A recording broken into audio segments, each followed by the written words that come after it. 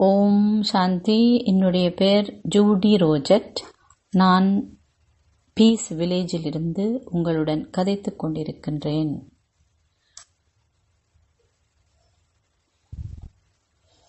நான் முரளியின் கருத்துக்களை எப்படி நினைவு செய்கின்றேன் அல்லது எப்படி முரளியாலே பயன்பெறுகின்றேன் என்பதை பற்றி தான் இப்பொழுது உங்களுடன் கதைக்கிறேன். பல விடயங்களை பல வருடங்களாக நான் செய்து பார்த்திருக்கிறேன்.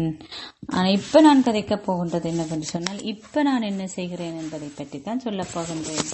இதில் 5 விடயங்களை நாங்கள் இதிலே பார்க்க போகின்றோம். அதில் முதலாவது, என்னை நான் கேட்கின்ற கேள்வி, என்ன வகையான விழிப்புணர்வை பாபா எங்களிடம் கொண்டிருக்கும்படி எதிர்பார்க்கிறார்? எந்த விழிப்புணர்வில் நான் இருக்க வேண்டும்? பாபா இந்த முறையில் சொல்லுகின்றார், அதிகாலையிலே அவர் எங்களை ஈர்க்கின்றார். அவருடைய ஈர்ப்பு இந்த முழு உலகமே எங்களுக்கு மறந்து போகின்ற அளவுக்கு ஈர்ப்பு இருக்கின்றது. இந்த முழு உலகத்தை நாங்கள் மறந்து போகின்றோம். அந்த ஸ்திதியில அல்லது அந்த நிலையில நாங்கள் இருந்து அவரிலே அன்பிலே நாங்கள் அவற்ற தூய்மையிலே நாங்கள் அதிலே அமிழ்ந்து போயிருக்க வேண்டும் அல்லது இருக்க முடியும். அப்ப அவர் அந்த விழிப்புணர்வை பற்றி சொல்லுகின்றது. அடுத்த விடயம் அவர் சொல்கின்றார், எப்படி நீங்கள் இந்த நாள் பூராகவும் இதை நீங்கள் பேண போகின்றீர்கள், இந்த விழிப்புணர்வை நீங்கள் நாளை பூராவும் எப்படி பேண போறீங்கன்னு அவர் அடுத்ததாக எங்கிட்ட கேட்கிறார். அதாவது விழிப்போட நாங்கள் இருக்க வேணும். நாங்கள் வேற எந்த விடயங்களாலும் ஈர்க்கப்படாமல் அந்த விழிப்புணர்வை சதா பேணிக் கொண்டிருக்க வேணும். அப்ப அது முதலாவது விஷயம், விழிப்புணர்வு. 2வது, என்ன பயிற்சி எங்களை கொண்டிருக்க விரும்புகிறார்? இதுல அவர் அடிக்கடி, இந்த முரளியில் அவர் அடிக்கடி சொல்றது அட்டவணை. இது அவர் பொதுவாகவே முரளிகள் அடிக்கடி சொல்லுவார். அட்டவணை, அந்த அட்டவணை மூலம்தான் எங்களுடைய முன்னேற்றத்தை நாங்க பார்க்கலாம். உங்களை போலதான் நானும் எத்தனையோ வழிமுறைகளை முயற்சி செஞ்சு பார்த்திருக்கிறேன். இந்த அட்டவணை எழுதுறதுக்கு பெரிய பெரிய அட்டவணையெல்லாம் எழுதியிருக்கிறேன். பாபாவுக்கு கடிதம் திரவில் எழுத பார்த்திருக்கிறேன். ஆனா இப்ப என்ன நான் உங்களுக்கு சொல்லுகின்றேன்னு சொன்னால், நீங்கள் ஒரு புத்தகத்தையும் ஒரு பேனையும் அல்லது ஒரு கொப்பியையும் ஒரு பேனையும் வச்சுக்கொண்டீங்கன்னு சொன்னா உங்களுக்கு இலகுவாக இருக்கும்.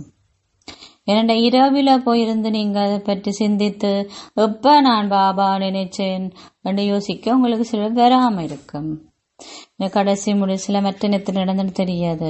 அதனால தெரியும், ஆதி ஜானகி எல்லாத்தையும் நல்ல வடிவா நினைவு செய்திருப்ப. அவர் தன்னுடைய காட்டில் இருந்து காலைந்த பின் அவரை என்ன செய்தார் என்று அவரால் செய்யக்கூடியதா இருக்கின்றது அட்டவணை. 3வது, படிப்பு. பாபா சொல்லுகின்றார், எங்களை பெரும்பான்மையானவர்கள் முரளி கருத்துக்கள் எழுதுகின்றோம், முரளில வருகின்ற பல விடயங்கள் எழுதுகின்றோம். ஆனா உங்களை எத்தனை பேர் இதை போய் திருப்பி பார்த்து அந்த கருத்துக்களை கடைபிடிக்கிறீங்க? அது உங்களுக்காக அதை பயன்படுத்தி நீங்க முயற்சி செய்றீங்களா என்று பாபா கேட்கிறாரு. 3வது, படித்தல். 4வது, பட்டங்கள். பாபா தனக்கு பல வகையான பட்டங்கள் கொடுக்கின்றார். இந்த பட்டங்கள் தான் எங்களை மற்றவர்களுடன் தொடர்பு படுத்துவதற்கான ஒரு இலகுவான வழிமுறையாக இருக்கின்றது. அவை இந்த முரளியில பாபா சொல்கின்றார், எப்பயுமே தூய்மையான ஒரு காந்தம் என்று சொல்கின்றார். அவை இந்த காந்தம் எங்களை இருக்கின்றது.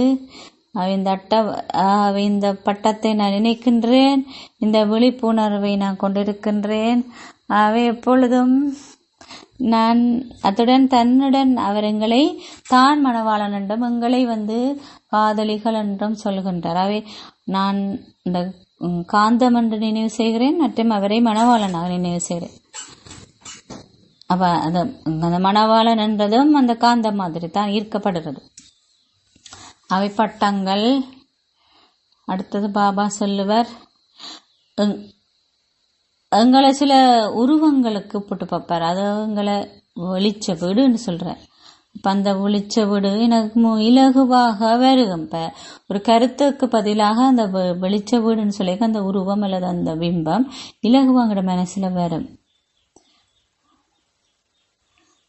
இந்த முரளியில பாபா சொல்லுகின்றார், இந்த முரளியில நினைவு என்பது ஒரு அறிவாளினுடைய கூரிய முனை அல்லது கத்தியினுடைய கூரிய முனை போன்றதுன்னு சொல்லி அது மிக இலகுவிலே எங்கிட்ட வழுக்கி போயிடும். அப்ப அந்த ஏனென்றா அந்த கத்தி அல்லது வாழ்ந்தா தூய்மையோட சம்பந்தமானது. அதான் அப்படி சொல்லுகின்றார்.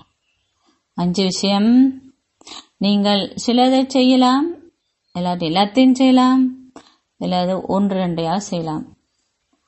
முதலாவது விழிப்புணர்வு, 2வது பயிற்சிகள், 3வது படிப்பு, 4வது பட்டங்கள், 5வது உருவங்கள். இவை உங்களை முரளியின் இதயத்துக்கு அழைத்து செல்லும். ஓம் சாந்தி.